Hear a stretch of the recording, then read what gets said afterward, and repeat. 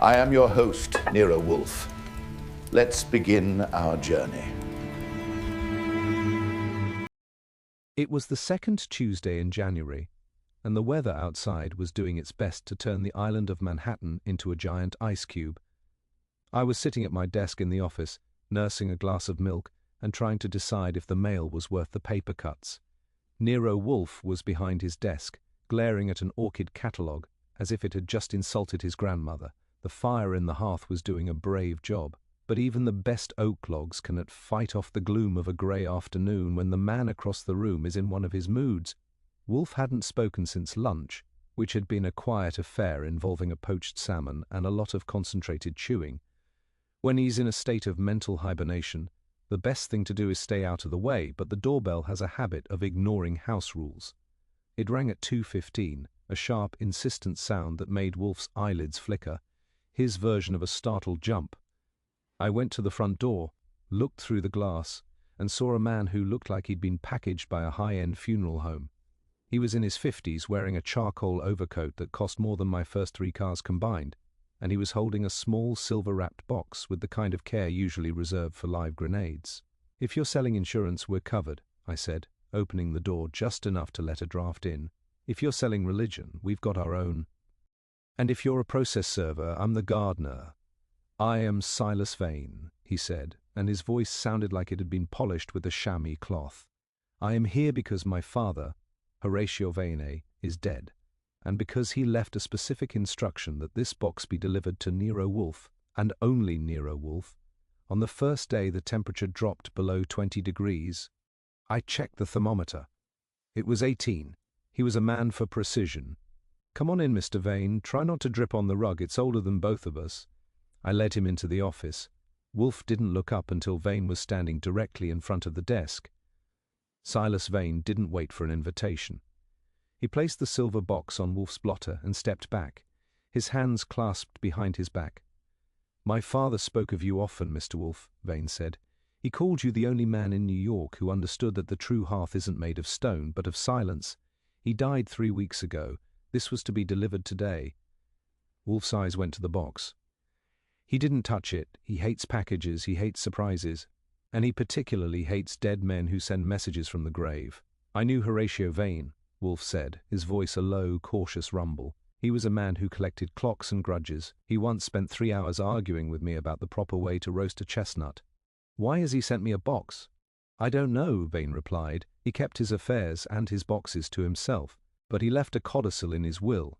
If you accept the box, you accept a retainer of $5,000 to ensure that the hearth remains frosted. If you refuse, the box is to be burned unopened in your presence." I looked at Wolfe. $5,000 for keeping a box cold seemed like the kind of work he could do without getting out of his chair, which made it the perfect job. Wolfe, however, was staring at the box with deep suspicion. He reached out a hand, his thick fingers hovering over the silver paper, and then he did something unusual. He didn't open it. He pushed it toward me. "Archie, put it in the refrigerator, not the one in the kitchen, the small one in the pantry we use for the beer. Set the temperature to its lowest point." "You're taking the case?" I asked, taking the box. It was surprisingly heavy, and it felt cold, colder than the air outside. "I am not taking a case," Wolfe snapped. "I am fulfilling a dead man's whim." Horatio Vane was many things, but he was never a fool. If he wants a box kept cold, there is a physical reason for it, and if he's willing to pay $5,000 for my silence, it means the noise coming from his heirs is about to become deafening. He looked at Silas Vane. "Your father's check will be cleared by noon tomorrow. Until then, the box remains in my custody. Now, if you'll excuse me, I have a scheduled meeting with a catlier." Vane nodded, a stiff, formal movement. "There will be others, Mr. Wolfe. My father's partners, his ward. They all know about the box. They will be coming. I suggest you keep the door bolted." He turned and walked out, leaving a trail of expensive cologne and an uneasy feeling in the air. I took the box to the pantry, cleared out a shelf of Remy and tucked it into the back. When I returned to the office, Wolfe was staring at the fireplace, his lips moving slightly. He wasn't praying, he was calculating. "Archie," he said, not looking at me, "how many people knew Horatio Vane well enough to know his habits?" "4, according to the papers," I said. leaning against my desk. Silas, of course. 2 business partners in the Varney Clockworks empire, and a ward named Madeline, who apparently did everything for him except wind his watches. Why? Because, Wolfe said, his eyes narrowing, Horatio Vane didn't send me a box to keep it safe. He sent it to me to use as bait. The question is not what is inside the silver paper, but who will be the first to try and steal it from a house that is supposed to be a fortress. The doorbell rang again. I looked at the clock. It had been exactly 10 minutes since Silas Vane left. That'll be the first hunter, I said, reaching for my hat. Shall I tell them the beer is cold, or are we playing hard to get? Bring them in, Archie, Wolfe sighed. If the hearth is to be disturbed, let us at least see who is doing the poking. I went to the door with the resigned feeling that my afternoon was going to be spent playing doorman to a parade of people who probably didn't like each other and certainly didn't like me. Through the glass, I saw a woman who looked like she was trying to win a fight with a blizzard. She was bundled in a heavy wool coat that had seen better days, and her face was pinched with a combination of cold and an anxiety that went deeper than the skin. I opened the door, and she practically tumbled into the foyer, bringing a swirl of snowflakes and the smell of damp wool with her. "I'm Madeline Sterling," she said, her breath coming in short, ragged gasps. "I need to see Mr. Wolfe. It's about the box. I saw Silas leave, and I know he brought it here. You have to give it back to me. It isn't his to give." "You're the ward," I said, taking her coat. "And while I appreciate the enthusiasm, Mr. Wolfe doesn't give back anything that's been handed over as part of a legal retainer. Especially not when he's still trying to figure out why he's being paid to be a high-priced refrigerator." I ushered her into the office. Wolfe was still in his chair, but he had shifted his gaze from the fireplace to the door. He didn't look pleased. To Wolfe, a woman in distress is a tactical problem he'd rather avoid, like a leaky roof or a shortage of shallots. He watched her sit in the red leather chair, her hands trembling as she clutched a small, battered purse.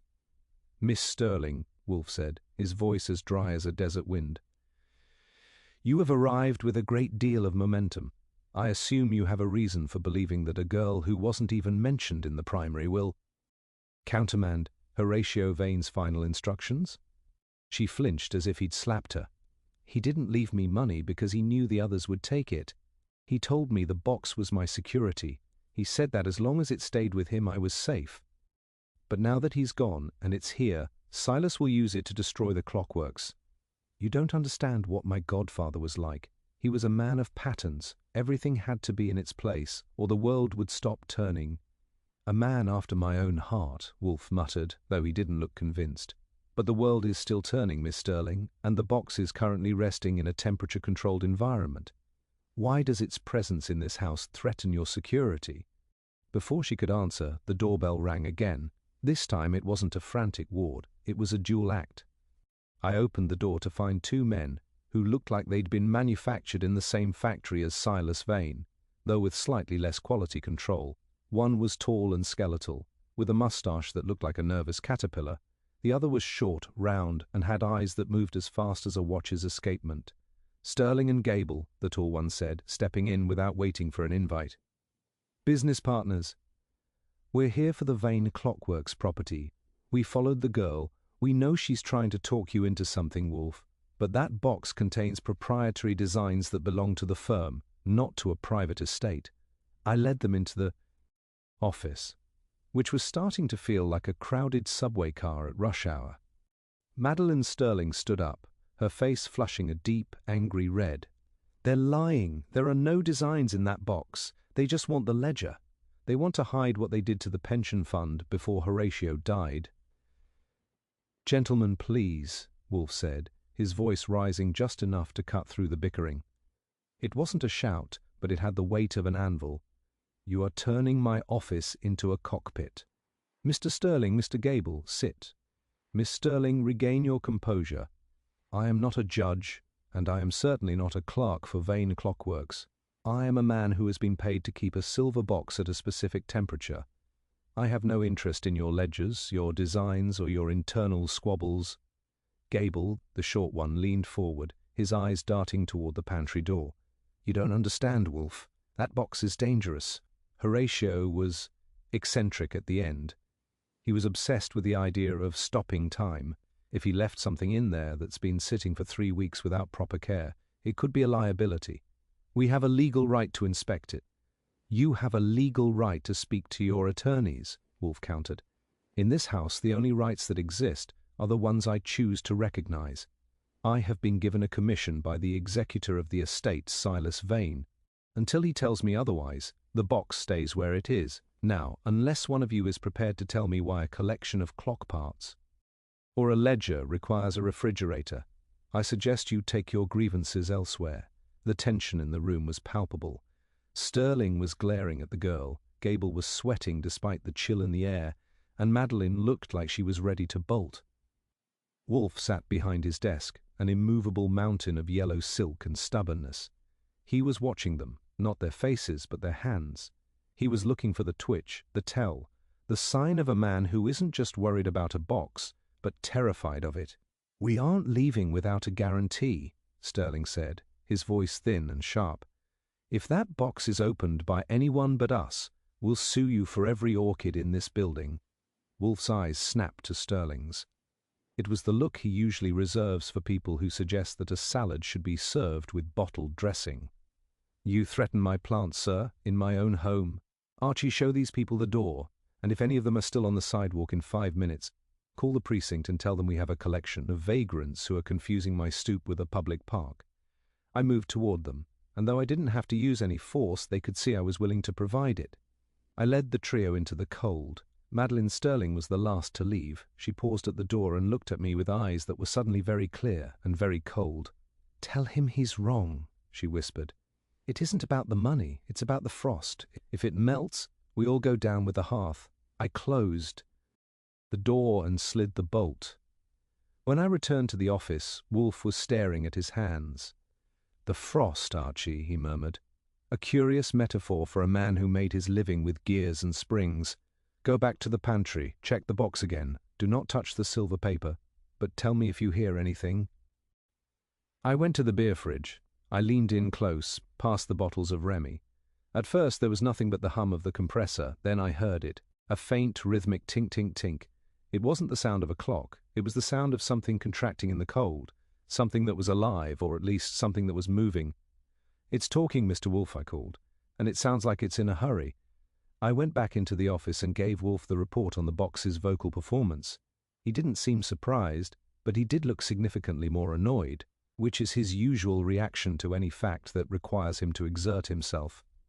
He leaned back, his eyes closed, his fingers doing a slow, rhythmic dance against each other over his waistcoat. I knew he was processing the tink-tink-tink of the silver box, weighing it against the 4 personalities that had just finished vibrating the air in our hallway. I sat at my desk, pulled out the typewriter, and started the file on the Varney family. When Wolfe is in a trance, the best thing to do is provide him with a target to aim at once he opens his eyes. The biographical sketches of our afternoon guests are as tangled as a drawer. "We're full of fishing line," I said, hitting a carriage return with more force than necessary. "Let's start with Silas Vane, the dutiful son.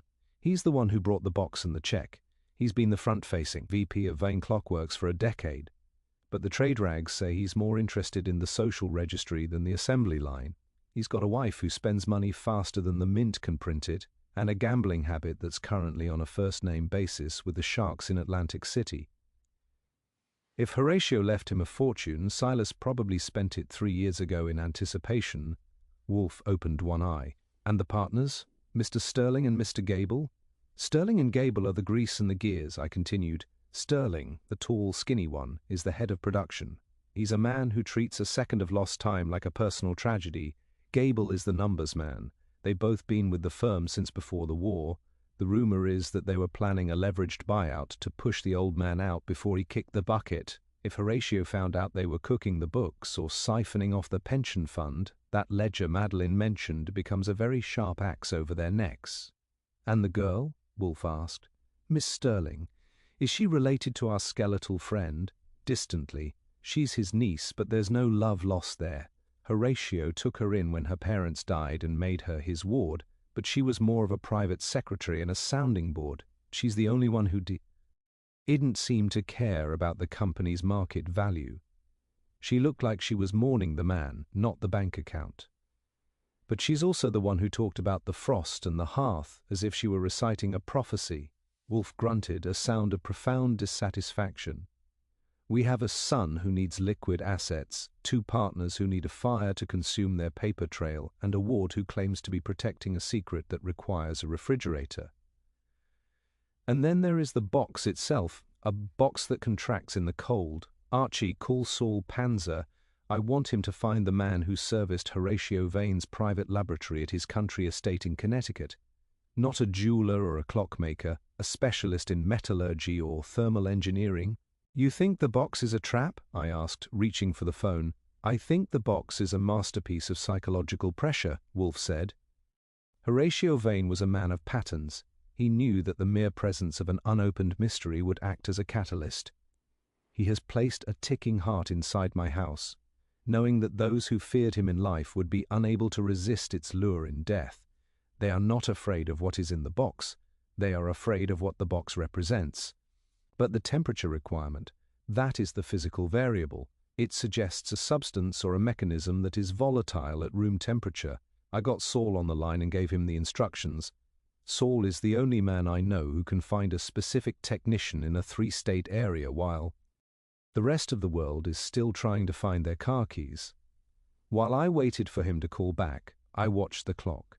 It was nearing 4 o'clock, the time Wolfe usually abandons the world of humans for the world of orchids. He stood up, adjusted his sleeves, and prepared for his ascent to the roof. If any of them return, Archie, do not admit them, Wolfe said, moving toward the elevator, and do not, under any circumstances, remove the box from the pantry. If it continues to talk, let it. It is merely a conversation between a dead man and the laws of physics.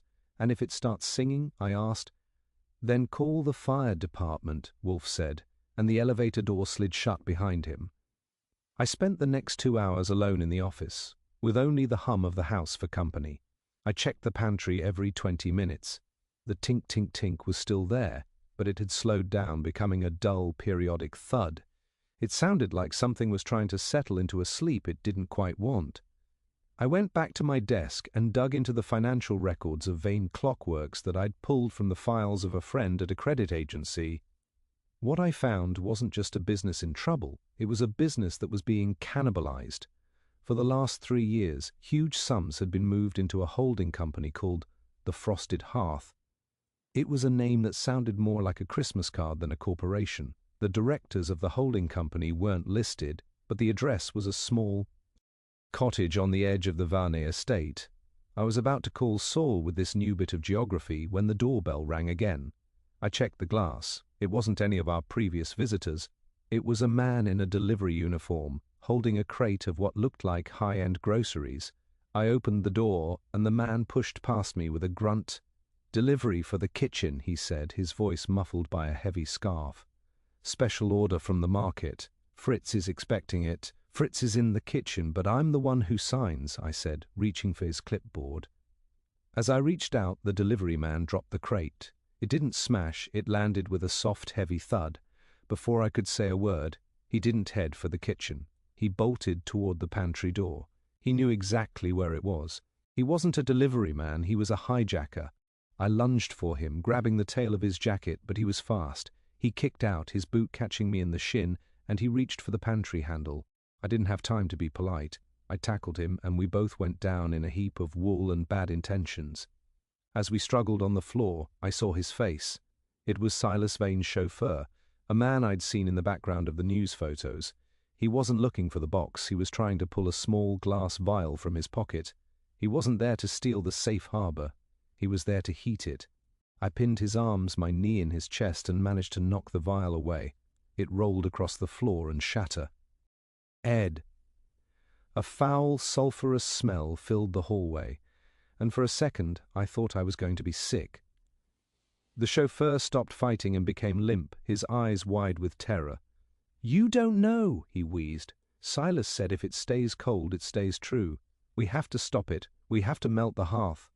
I pulled him by the collar and marched him toward the office. The sanctum had been trespassed, the delivery was a lie, and the box in the pantry was no longer just a curiosity, it was a target. And as the sulphur smell drifted up toward the orchid rooms, I knew Wolfe was going to have a lot more than a scheduled meeting to deal with when he came back down. I didn't wait for Wolfe to finish his session with the orchids. I parked the chauffeur in the front room, making sure the handcuffs were tight enough to discourage any further career in home invasion, and left him under the grim, silent supervision of Fritz, who was holding a meat mallet with the kind of professional focus that suggests he knows exactly where to swing it. The sulphurous smell from the broken vial was still clinging to the hallway carpet, a nasty chemical reminder that someone was willing to play with fire, or at least with a very expensive grade of stink bomb, to get at that silver box. I took the sedan into the New York slush. The city was a grimy mosaic of grey ice and steam, and the wind off the river felt like it was trying to shave my face without the benefit of cream. I headed for the address I'd pulled for, the Frosted Hearth Holding Company. It wasn't in a skyscraper or a marble-fronted bank. It was a small, weather-beaten cottage on the far edge of the Varney estate in Westchester, tucked away behind a screen of skeletal hemlocks. If you didn't know it was there, you'd pass it off as a gardener's shed that had been forgotten by time. The drive took nearly 2 hours of fighting through the kind of traffic that makes you want to abandon your car and join a monastery. By the time I pulled up the gravel drive of the cottage, the afternoon light was dying into a bruised purple. The place looked deserted, but there was a thin curl of smoke rising from the chimney. I didn't go to the front door. I'm a big believer in the element of surprise, mostly because people are a lot more interesting when they think they're alone. I circled the building, keeping low. Through a side window, I saw a room that looked more like a museum than an office. The walls were lined with clocks, not the grand ticking monsters you see in bank lobbies, but delicate, intricate mechanisms made of silver, brass, and what looked like ivory. In the center of the room, sitting at a workbench that was cluttered with loops, tweezers, and tiny vials, was Madeline Sterling. She wasn't looking for a ledger. She was working on a device that looked like a heart made of gears, her fingers moving with a precision that would have made a surgeon jealous. I tapped on the glass. She didn't scream or jump, she just froze, her hand hovering over a small spring, and then she slowly turned her head. When she saw me, her expression didn't show fear. It showed a weary kind of recognition. She walked to the window, unlatched it, and let the freezing air rush in. "You're early, Mr. Goodwin," she said. "I expected Silas to send the police, or perhaps his lawyer. I didn't think Mr. Wolfe would send his right hand so soon. Mr. Wolfe doesn't like sulphur smells in his hallway," I told her, leaning against the window frame. "And I don't like being kicked in the shin by chauffeurs. You want to tell me why the Frosted Hearth is siphoning millions from Van Clockworks into a room full of toy watches?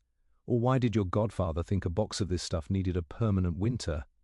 She sighed and stepped back, gesturing for me to come inside. The room was warm, filled with the rhythmic, hypnotic sound of 100 different pulses. They aren't toys. Horatio was a genius, but he was a man living in the wrong century. He discovered a way to create a near-frictionless movement using a specific mercury alloy. It's what makes these clocks silent. But the alloy is incredibly temperature-sensitive. If it gets too warm, the metal expands just enough to lock the gears permanently.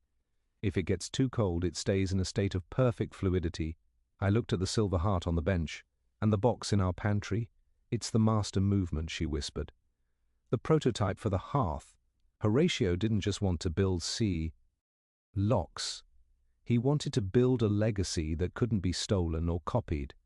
He moved the money here to fund the research because Sterling and Gable wanted to sell the patent to a munitions firm. They didn't care about time, they cared about timers, detonators. Horatio couldn't let his life's work be used for that, so the box is the only one left, the only one that works, she said, and the only one that contains the alloy formula. If that box warms up, the metal will fuse. The secret dies with the heat. Silas wants the money, the partners want the patent, but I just want the hearth to keep beating. "The chauffeur had a vial," I said. "He was trying to get into the pantry to melt it." Madeline's face went pale. "Then they're desperate. Silas knows that if the prototype is destroyed, the company's value plummets, and he can collect the insurance on the unrecoverable research.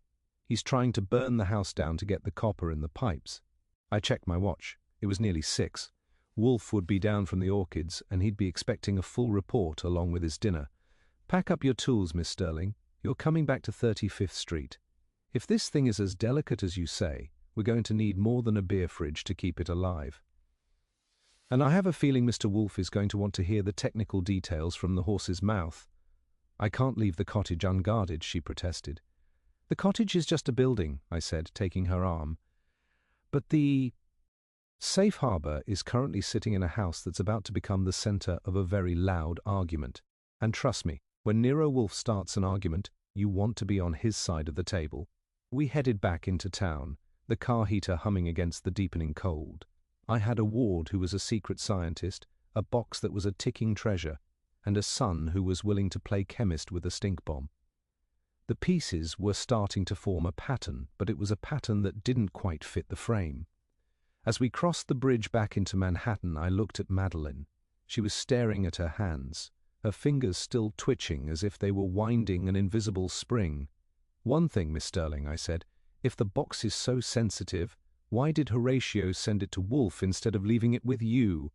Because, she said, looking at the city lights, he knew I would try to save it. He knew Mr. Wolfe would only try to understand it, and in a world of thieves, understanding is the only real protection. I didn't have an answer for that. I just pushed the pedal down and hoped the beer fridge was still humming. The hearth was still frosted, but the fire was getting closer than I liked. I returned to the brownstone with Madeline Sterling in tow just as the street lamps were beginning to cast long, skeletal shadows across the icy pavement. The sulphurous odour had been largely replaced by the more agreeable aroma of Fritz's kitchen, but the air in the foyer still felt tight enough to sn. A.P. I escorted Madeline into the office, where Wolfe was settled in his throne, his face a mask of monumental displeasure. On his desk sat a small, empty ceramic dish, and a look of deep, philosophical betrayal. The chauffeur is in the basement, I reported, helping Madeline with her coat. Fritz has him secured near the furnace. Ironic, considering he was trying to play with heat. And this is Miss Sterling. She's the one who knows how to wind the heart we've got in the pantry. Wolfe didn't acknowledge the introduction. He didn't even look at the girl. He looked at me. Archie, there has been a trespass, not of the hallway, not of the pantry, but of the very foundation of my existence. Fritz was preparing a monkfish with a saffron reduction, a centerpiece of the evening meal. He stepped into the cellar to fetch a specific vintage of white wine, and when he returned, the fish was gone. I blinked. Gone? Like someone broke in and stole our dinner? That's a new low, even for this crowd. Did the chauffeur have a snack? It was not the chauffeur, Wolfe said, his voice dropping to a dangerous rumble. The man in the basement was already under Fritz's eye. No, this was an intrusion of a more subtle and insulting nature. Someone has entered my kitchen, ignored the silver, ignored the box in the pantry, and made off with the primary protein of the day. It is an act of psychological warfare. Madeline stepped forward, her eyes darting between us. You don't understand. If someone As in the kitchen, they weren't after the fish, they were testing the perimeter. They were seeing how long Fritz stays out of the room. They're looking for a window of time to get to the box. Exactly, Wolfe snapped. But the monkfish choice is deliberate. It is an attempt to unbalance me. To disrupt my digestion is to disrupt my logic. They are not merely thieves, they are vandals of the spirit. I left them in the office and went into the kitchen. Fritz was standing by the butcher block, looking devastated. He wasn't just annoyed, he was wounded. To Fritz, a stolen meal is a professional failure. He pointed to the back door, the one leading to the small service alley. The bolt was thrown back, but the wood wasn't splintered. Someone had a key, or someone was a master with a pick. They didn't touch the box, Fritz? I asked, checking the pantry. No, Archie, the beer fridge is still closed. The tink-tink is still there, but the fish, it was on the counter, ready for the pan. It vanished in less than 3 minutes. I walked back to the office, my mind spinning. Partners Sterling and Gable were clockmakers. They understood intervals, they understood the gap between a man leaving a room and returning to it. Stealing the fish wasn't just a prank, it was a demonstration. They were telling Wolfe that they could get in, take what they wanted, and leave without a trace, all within the time it takes to walk to the cellar. We have a problem with synchronization, I told Wolfe. Whoever took that fish knows this house's rhythm as well as we do, and they aren't afraid of us. Wolfe sat in silence for a long moment, his fingers tapping a slow, rhythmic beat on the arms of his chair. Tink, tink, tink. He was matching the sound of the box. Archie, You said Miss Sterling's uncle was a man of patterns, a man who believed the world would stop if a gear was out of place. He would not have sent that box here simply because I am a recluse. He sent it here because he knew I would notice the missing second. The missing monkfish is the second hand on the clock. It is proof that the intruder is already part of the mechanism. You think it's one of them? Madeline asked. But they were all in here. You saw them. I saw their masks, Wolfe said. I did not see their movements. Archie, go to the pantry. Do not open the box, but I want you to weigh it. Use the postage scale, precisely. I went to the pantry. The silver box felt the same as it had an hour ago, but when I set it on the scale, the needle jumped. I stared at the display. Mr. Wolfe, it's 4 ounces. Unless silver grows in the cold, we've got a stowaway. Wolfe's eyes snapped open. Do not move it. Do not vibrate it. Archie, call Saul Panzer. I want him to bring the thermal imaging equipment we used for the Westchester warehouse case, and tell him to hurry. The monkfish was not stolen for food. It was stolen to make room. Room for what? I asked. For the replacement, Wolfe said, his voice a cold whisper. The box in the pantry is no longer the prototype. The thief didn't just test the perimeter, they executed the swap while we were discussing the biography of the Vine family. The real safe harbor is gone, and what we have in the refrigerator is a decoy designed to fail violently the moment the temperature fluctuates. Madeline let out a small cry, her hand going to her mouth. The alloy, if they've replaced it with an unstable batch, when the compressor kicks off for the defrost cycle. We have exactly 12 minutes, Wolfe said, looking at the wall clock. Archie, forget thermal imaging. Get the heavy gloves from the basement. And Madeline, I suggest you stand behind the safe. We are about to see if Horatio Vane's Hearth can survive the heat of a direct confrontation. I ran for the stairs. The brownstone was no longer a sanctuary, it was a ticking bomb, and the person who had set the timer was probably still within earshot, waiting for the silence to break. The missing monkfish was the final clue. A bit of weight removed so the weight of the decoy wouldn't be noticed. It was a masterstroke of strategy, but they had forgotten one thing. Nero Wolfe doesn't need a fish to have an appetite for the truth. I didn't stop arguing about the physics of the thing. When Wolfe gives a time limit, it's not a suggestion, it's a countdown. I lunged for the basement stairs, nearly colliding with Fritz, who was still looking for his fish. I grabbed the heavy, asbestos-lined glove we keep for handling the furnace grates, and dashed back up. My heart was thudding a rhythm that was a lot faster than the tink-tink-tink in the pantry. If that decoy was set to blow or melt into a toxic puddle, I didn't want to be the one holding the bag when the defrost cycle kicked in. Madeline was huddled near the big safe, her face the color of a fresh sheet of bond paper. Wolfe hadn't moved an inch, but his eyes were fixed on the pantry door with a surgical intensity. I reached into the beer fridge, the cold air biting at my wrists above the gloves. The box felt heavier now, dead weight. I hauled it out, and the sound inside had changed. It wasn't a metallic contraction anymore, it was a low, liquid gurgle, like a stomach settling after a bad meal. Out the back, Archie, Wolfe commanded. The service alley, do not drop it. I didn't need the encouragement. I navigated the kitchen, shoved the back door open with my shoulder, and stepped into the freezing night. I set the box down on a pile of frozen slush near the trash bins and backed away, my breath coming in white plumes. I waited, 10 seconds, 20. Then a sharp hiss erupted from the silver wrapping. A plume of yellow-green vapor snaked out, smelling like a chemical fire in a rubber factory. The silver paper didn't burn, it dissolved, the metal underneath turning into a black, bubbling sludge that ate through the slush and hissed against the pavement. Decoy is cooking, I yelled back into the kitchen, and it. Up pretty. I walked back inside, peeling off the gloves. The kitchen was silent, except for the hum of the remaining appliances. Wolfe was standing in the doorway of the office, his expression grim. Madeline was behind him, trembling. The alloy was spiked with nitric acid, she whispered, sniffing the air. It was meant to destroy the prototype and anyone near it. If it had stayed in the fridge, it would have eaten through the casing and poisoned the whole house. A thorough solution, Wolfe said, his voice flat.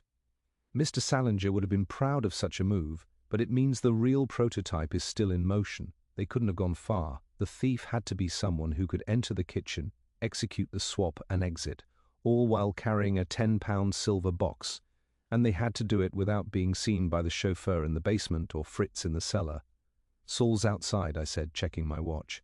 He called while you were upstairs. He's been sitting in a cab half a block down since I left for the cottage.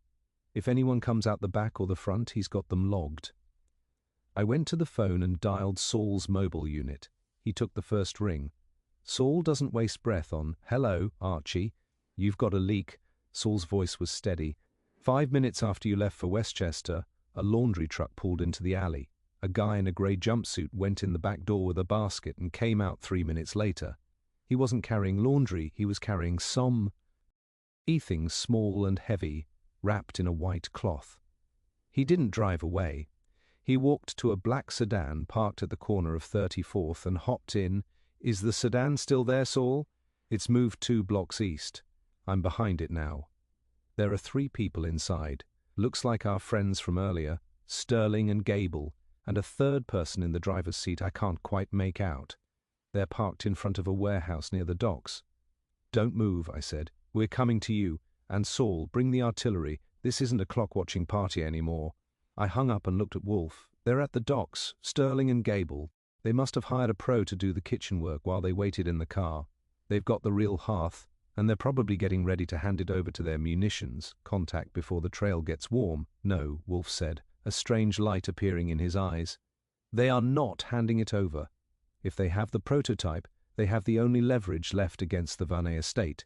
They are waiting for the decoy to do its work here.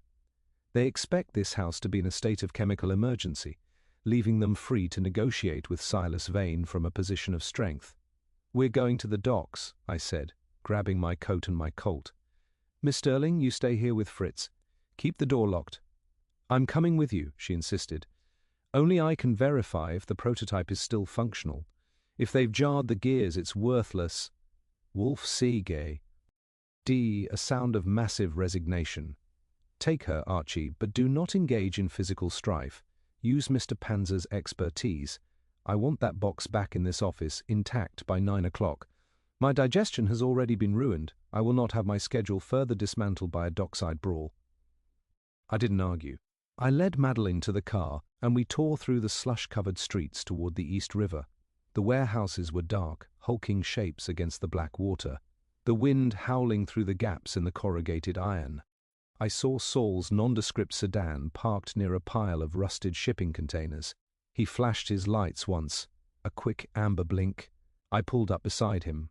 Saul stepped out of the shadows, looking like just another dock worker in a heavy pea coat, but the bulge under his left arm said otherwise. He pointed to a small door at the base of a brick chimney. "They're in there," Saul whispered. "The grey jumpsuit guys guarding the door. Sterling and Gable are arguing inside. They're trying to open the box, Archie. They don't know about the temperature lock." "Then they're about to have a very bad time," I said. "Saul, take the back. I'll take the front. Madeline, stay behind the car unless I call you." I moved toward the door, my feet silent on the frozen grime.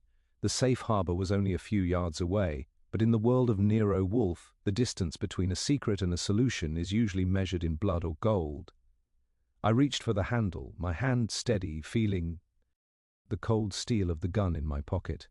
The clock was ticking, and for Sterling and Gable, time was running out. The warehouse smelled of stagnant river water and industrial grease, a damp chill that seemed to seep directly into the marrow. Saul had vanished into the darkness of the rear loading bay with the silent efficiency that made him the only man Wolfe truly trusted, leaving me to handle the front. I signaled Madeline to stay low behind the sedan and moved toward the heavy steel door. Inside, the sound of raised voices drifted through the cracks in the masonry, high, jagged tones that lacked the professional polish Sterling and Gable had worn like armor in Wolfe's office. I didn't bother with a subtle entry. I kicked the door just above the latch, and the rusted frame gave way with a groan of protesting metal. I was inside with my Colt leveled before the echoes had died. The room was a small, cluttered foreman's office lit by a single flickering bulb. Sterling and Gable were huddled over a workbench, their faces contorted with a mixture of greed and frustration. Between them sat the real silver box, still wrapped in its frozen condensation. Standing by the window was the man in the grey jumpsuit, but he wasn't a hired thief. As he turned, I recognized the sharp, aristocratic nose and the restless eyes. It was Silas Vane. The laundry business must be hit hard if you were doing your own pickups, Silas, I said, keeping the gun steady. I hope you checked the lint trap. Your driver back at the house is currently reconsidering his career choices, and the stink bomb you left in our fridge just ate a hole in the alleyway slush. Silas didn't look cowed, he looked desperate. It's my inheritance, Goodwin. My father was a madman. He was going to let this entire technology freeze over just to keep it out of my hands. He spent millions on this Hearth, while I was left to beg for scraps from the board of directors. Scraps? Madeline's voice came from the doorway. She had ignored my order to stay in the car. She walked into the light, her eyes burning with a cold fury. You had a 6-figure salary and a house in Greenwich, Silas. You didn't want the inheritance, you wanted the power to sell Horatio's soul to the highest bidder. Sterling, the skeletal partner, took a step back, his hands raised. We didn't know about the decoy, Goodwin. Silas said he was just going to switch the boxes to protect the prototype from Wolfe's clumsy handling. We didn't know he'd put an acid trap in the brownstone. Shut up, Sterling, Silas hissed. He returned to the box, his fingers fumbling with a heavy pair of metal shears. It doesn't matter. I have the master movement. Without the formula inside this casing, the company is a shell.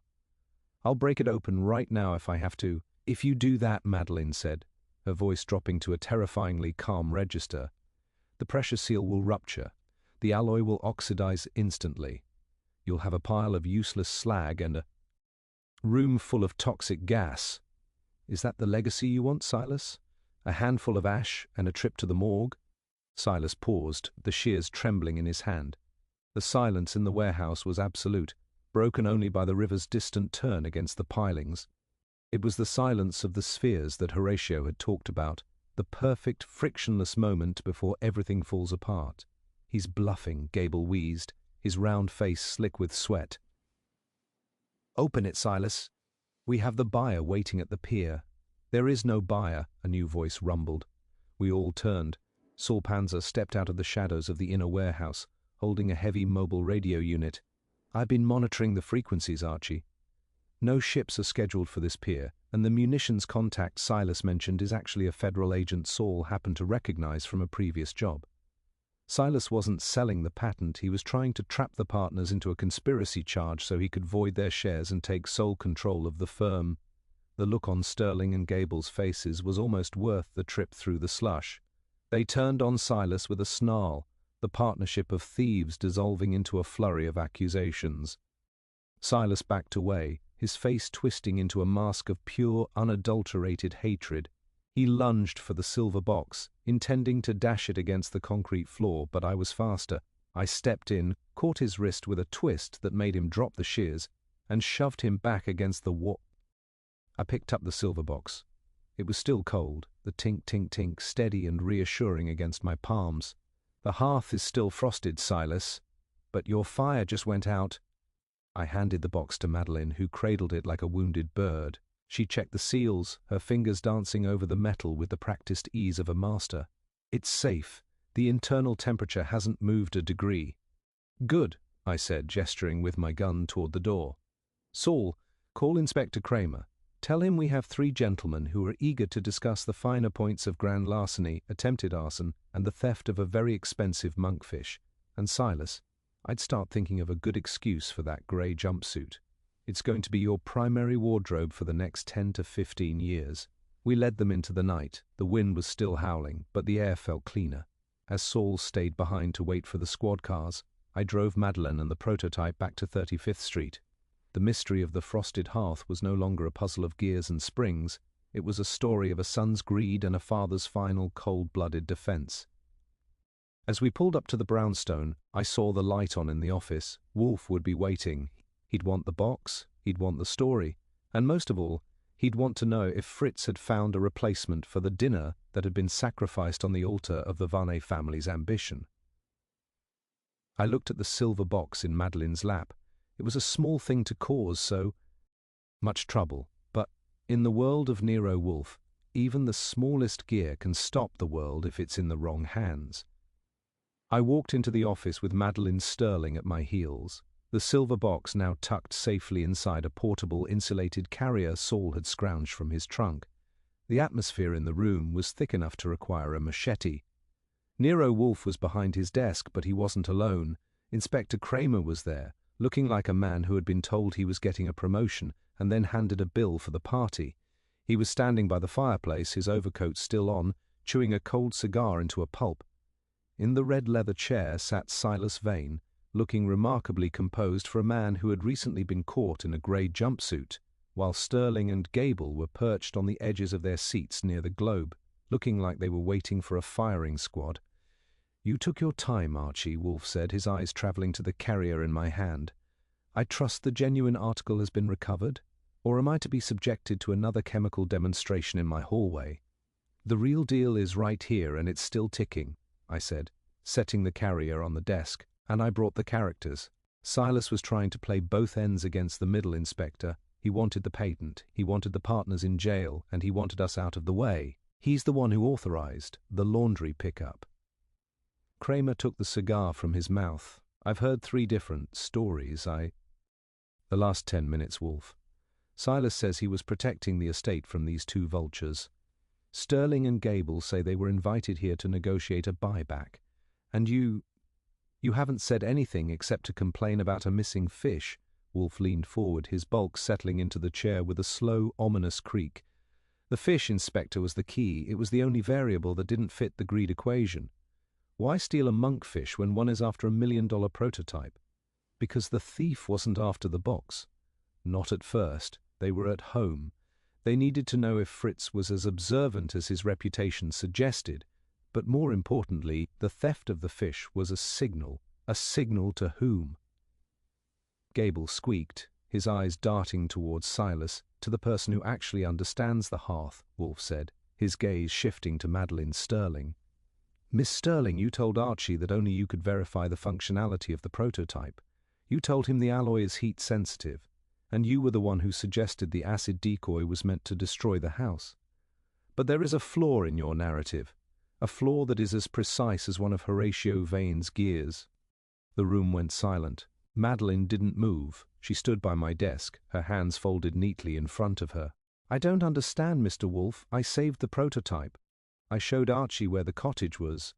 "You showed him where a collection of beautiful but secondary clocks was kept," Wolfe countered. "But you do not mention the 3rd refrigerator, the one hidden beneath the floorboards of that cottage. Saul Panzer, who is far more thorough than you anticipated, stayed behind at the warehouse to check the black sedan. He found something curious in the trunk, not a box, but a thermal canister, and inside that canister was the real master movement. The box Archie recovered from the warehouse, the one you validated so expertly, is another decoy, a very good one, but a decoy nonetheless." I looked at the carrier on the desk. "You mean this isn't it? It is a clever assembly of brass and lead, designed to feel and sound like the original," Wolfe said. "The real prototype never left the cottage, or rather, it left the cottage in Miss Sterling's own car earlier this morning. She staged the break-in at the brownstone. She provided the chauffeur with the sulfur vial, promising him it was a simple deterrent, and she was the one who stole the monkfish, not to test the perimeter, but to ensure that Fritz would be distracted long enough for Silas, her unwitting accomplice, to execute the swap she had planned." Cramer looked at Madeline, then Wolfe. "Wait a minute. You're saying the girl is the mastermind? She's the one who's been crying about her godfather's legacy. She is the only one who truly valued it," Wolfe said, his voice almost gentle. "Silas wanted the money, the partners wanted the munitions contract, but Madeline wanted the technology for herself. She didn't want it sold or protect. She wanted to own the secret of the frictionless movement. By bringing a fake box here and allowing Silas to steal it, she hoped to lead the police to him, disqualify the partners, and leave herself as the sole person capable of finding the lost prototype later. It was a beautiful maneuver, a grand slam of deception. Madeline's face didn't crumble, it hardened. The weary girl I had driven through the slush was gone, replaced by a woman whose eyes were as cold as the alloy she protected. He was going to give it to them, Mr. Wolfe. Horatio was going to let Silas sell it. He didn't trust me because I was a woman. He thought I was just a secretary. But I'm the one who finished the calculations. I'm the one who made the Hearth beat. It belongs to me. It belongs to the law, Cramer said, stepping forward. And the fridge acid trap? Was that yours too? A calculated risk, Madeline said, her voice devoid of emotion. I knew Mr. Wolfe would notice the weight. I knew Archie would move it. I didn't intend to kill anyone. I just needed the confusion to be absolute. Confusion is a poor substitute for logic, Wolfe said, turning away from her as if she were a wilted leaf. Inspector, the real prototype is in a thermal canister in the trunk of the black sedan parked at the docks. Saul is guarding it. Miss Sterling has the keys to the cottage, where I suspect you will find the original ledgers she forgot to mention. As for the chauffeur, he was merely a pawn who thought he was helping the rightful heir. I believe you have everything you need. Cramer didn't waste time. He signaled his men, and the office was suddenly a flurry of movement. Silas Vane looked like he'd been hit by a truck. Sterling and Gable looked like they were trying to evaporate. Madeline Sterling walked out between two officers, her head high, her expression one of utter intellectual defiance. She didn't look back. When the door finally closed and the sirens faded toward the river, the office felt larger and much colder. I looked at the insulated carrier on the desk. So this is just a pile of junk? It is a very expensive paperweight, Wolfe said, reaching for his beer. But it served its purpose. It brought the players to the table. And Archie, tell Fritz that since the monkfish is gone, I will settle for the cold roast beef, provided the horseradish is fresh. This case has been a trial of patience, and I find my hunger is the only thing that hasn't been faked. I walked toward the kitchen, my feet heavy. The frosted hearth was finally melting, and as usual, the only thing left standing in the heat was the man in the oversized chair. The office was quiet, the kind of silence that usually follows a landslide. Inspector Cramer had departed with a parade of squad cars, taking Silas Vane, the two partners, and the brilliant, frigid Madeline Sterling with him. The air was finally clearing of the sulphurous trace that had lingered in the carpet, and the silence of the spheres that Horatio Vane had obsessed over seemed to have finally settled into the brownstone. Wolfe was still behind his desk, but he wasn't looking at his orchid catalogues or his bank statements. He was staring at the small silver-wrapped box that had caused the afternoon's upheaval, the one I'd pulled from the alleyway slush. It's a funny thing about logic, I said, leaning back in my chair and stretching my legs. You spent 3 hours telling everyone that the box in the pantry was a decoy, that the box I got at the docks was a fake, and that the real prototype was in a canister in a car, but you never opened this one. How did you know it was junk before it even started hissing? Wolfe took a slow, deliberate sip of his beer, his eyes remaining fixed on the silver paper. I didn't know it was junk, Archie. I knew it was an anomaly. Horatio Vane was a man of absolute mathematical precision. He sent me a box with instructions to keep it at a specific temperature, but he sent it through Silas, a man he knew to be a spendthrift and a fool. If Horatio truly wanted to protect his life's work, he would never have placed it in the hands of the very person most likely to lose it, sell it, or allow it to be stolen. So the whole thing was a setup from the start? I asked. Even the silver box Silas brought was part of the old man's game. Precisely, Wolfe replied, his voice a dry, rhythmic thrum. Horatio Vane did not send me a prototype to protect, he sent me a catalyst. He knew he was as dying, and he knew that his heirs and partners were circling like sharks. He needed a way to force them to reveal their natures.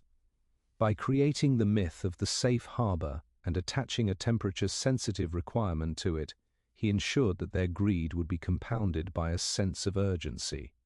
He knew they couldn't wait for the probate. They would have to move immediately, and in their haste they would trip over one another's ambitions. But Madeline almost pulled it off, I noted. She was the only one who actually understood science. If she hadn't gotten greedy and tried to frame Silas with the acid decoy, we might still be looking for the real Hearth. Greed is rarely the undoing of the intelligent Archie. It is vanity, Wolfe said, a slight edge of weariness in his tone. Miss Sterling believed she was the only one capable of comprehending Horatio's genius. She felt she was the only rightful successor to his Hearth. Her error was in assuming that I would be distracted by the drama of the stolen fish and the chemical vapors. She underestimated the fact that in this house, the primary reality is not the mystery, but the routine. When the routine was disturbed by the missing monkfish, the mystery became secondary to the insult. I looked for the hand that had moved the clock, and I found her fingers still twitching with the effort. I looked at the silver box. It was just a lump of black sludge now, a ruin of lead and acid. So what was really in it? In the real prototype Saul found in the trunk, nothing that justifies a murder or a theft, Wolfe sighed. It is a beautiful mechanism, no doubt, a masterpiece of metallurgy. But as Madeline herself admitted, it is a technology out of time. In an era of atomic clocks and digital precision, a frictionless mechanical movement is a curiosity, a jewel for the wealthy, not a revolution for the masses. Horatio Varney spent his life chasing a ghost of perfect silence, and he died leaving a legacy that could only be protected by more noise. Wolfe pushed his chair back and stood up, the movement as deliberate as a changing of the guard. The logic of the cold is simple, Archie. It preserves things, but it also makes them fragile. Horatio tried to freeze his legacy in time, and in doing so, he made it snap the moment it was touched by human heat. He should have left it to the wind. Fritz appeared at the door, his face finally relaxing into its habitual expression of professional pride. "The roast beef is sliced, Mr. Wolfe, and the horseradish is indeed very fresh. It will bring tears to the eyes." "Splendid, Fritz," Wolfe said, a genuine note of pleasure entering his voice. "We shall eat in silence. I have had enough dialogue for one day." I followed him into the dining room. The table was set, the silver was polished, and the world outside the brownstone felt like a distant, messy dream. We sat down, and for a long time, the only sound was the clink of cutlery and the steady, reassuring ticking of the wall clock, a clock that didn't need a mercury alloy or a silver box to tell us that the day was finally over. As I watched Wolfe apply a generous dollop of horseradish to his beef, I realized that the frosted hearth hadn't just been about a clock. It had been about the things we try to keep for ourselves and the way they eventually rot if we don't let them out into the air. "You know," I said as Wolfe reached for his water glass, "Silas is going to have a lot of time to think about his father's clocks in Sing Sing. I wonder if he'll ever figure out that the old man was playing him until the very last second." Wolfe looked at me over the rim of his glass, his eyes dark and inscrutable. "The dead do not play games, Archie. They just leave the board for us to trip over. Now, if you please, pass the rolls. This beef requires a sturdy companion." I passed the rolls. The mystery was a wrap. The villains were in the cooler, and Nero Wolfe had a full plate. In New York City, that's as close to a happy ending as Tuesday night can get. The following morning, the sun decided to make an appearance, though it was the kind of bright, heartless light that only serves to highlight the grime on the windows without providing a lick of warmth. I was in the office, doing a final reconciliation of the vain expense account, and wondering if I could talk Wolfe into letting me bill Silas for the dry cleaning of the hallway rug. The sulfur smell was officially a memory, thanks to a gallon of industrial deodorizer and Fritz's relentless scrubbing, but the house still felt like it was recovering from a fever. Wolfe was behind his desk, having returned from his morning session with the orchids in a state of relative tranquility. He was currently occupied with a thick volume on the history of the Ottoman Empire, which meant he was officially open for conversation, as long as it didn't involve the word work. The carrier containing the fake prototype was gone, picked up by a couple of Cramer's boys who looked like they'd rather be handling a live badger than a piece of evidence from this house. "You know," I said, leaning back and watching the dust motes settle on my typewriter, Cramer called. "He's feeling pretty good about himself. He found the real master movement exactly where you said it would be, in the trunk of the sedan. But he's got a headache trying to explain the DA. Why would a genius like Madeline Sterling risk a life sentence for a clock? That's basically a high-end novelty." Wolfe didn't look up from his book. "Inspector Cramer's headaches are a permanent fixture of his anatomy, Archie. They have nothing to do with the complexity of the case and everything to do with his insistence on viewing human behavior as a series of linear events. Miss Sterling did not risk a life sentence for a clock. She risked it for the illusion of control. She had spent years being the invisible hand behind Horatio Vane's success, and she couldn't bear the thought of that hand being severed by a probate court. Still, I said, it's a waste. She had more brains than Silas and the partners combined. If she'd just waited, she probably could have bought the patent from Silas for a song once he'd gambled away the rest of the estate. Patience is a virtue of the satisfied, not the ambitious, Wolfe remarked, finally closing the book and looking over at me. To Madeline Sterling, waiting was a form of surrender. She saw the frosted hearth as her own heart, a mechanism that would lock and die if it were ever touched by the warmth of someone else's ownership. It is a common tragedy. We spend our lives building walls to protect what we love, only to find we have built ourselves a tomb. Fritz appeared at the door, carrying a small plate of ginger snaps and a fresh bottle of beer. He looked much more like himself this morning. The stolen monkfish was a wound that had clearly begun to scab over. He set the beer on the desk with a practiced flourish and glanced at the empty spot where the silver box had sat. "The kitchen is back to its proper temperature, Mr. Wolfe," Fritz said, "and the new shipment of trout has arrived. I have checked them myself. They are quite secure." "Thank you, Fritz," Wolfe said, his voice mellowing. "It is a relief to know that the sanctity of the larder has been restored. I trust you have discarded the scorched slush from the alleyway." "Every bit of it, sir. The pavement is as clean as a fresh plate." As Fritz departed, I looked at Wolfe, who was now pouring his beer with the usual surgical precision. "One last thing, the $5,000 check from Silas. Since he's currently being fitted for a jumpsuit, do we still get to cash it?